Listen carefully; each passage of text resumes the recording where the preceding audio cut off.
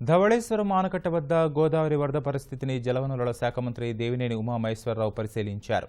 సముద్రం పాలవుతున్న అపార జలసేనని ఒడిసిపట్టేందుకు పోలవరం ప్రాజెక్టును త్వరితగతిన నిర్మిస్తామని మంత్రి తెలిపారు. పట్టిసీమ ద్వారా గోదావరి నీరు కృష్ణా డెల్టాకు చేరుతోందని ఆయన వివరించారు. ముఖ్యమంత్రి గారు ఒక మహాసంకల్పం చేసుకొని పట్టిసీమ ప్రాజెక్టు ప్రారంభం చేస్తే మేము దండగన్నారు, వద్దన్నారు, మమ్మల్ని రాళ్లేశారు, ఆరోపణలు చేశారు, అడ్డం పడ్డారు. ఇవాళ కూడా మరి పట్టిసీమకు మేము వ్యతిరేకమని రాష్ట్ర ప్రతిపక్ష నాయకుడు జగన్మోహన్ రెడ్డి గారు మాట్లాడుతున్నాడు. ఇవాళ వెళ్తా ఉన్న వరద జలాలకి ఏం సమాధానం చెబుతారు?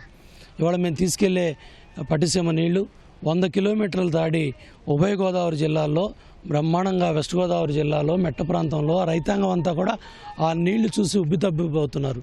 జూన్ జూలైలో ఇవాళ ఆ నీళ్లు జూలై నెలలో గోదావరి తల్లి నీళ్లు మా నియోజకవర్గానికి వచ్చినాయని గోపాలపురం ప్రాంతంలో పండగ వాతావరణం చేసుకుంటున్నారు.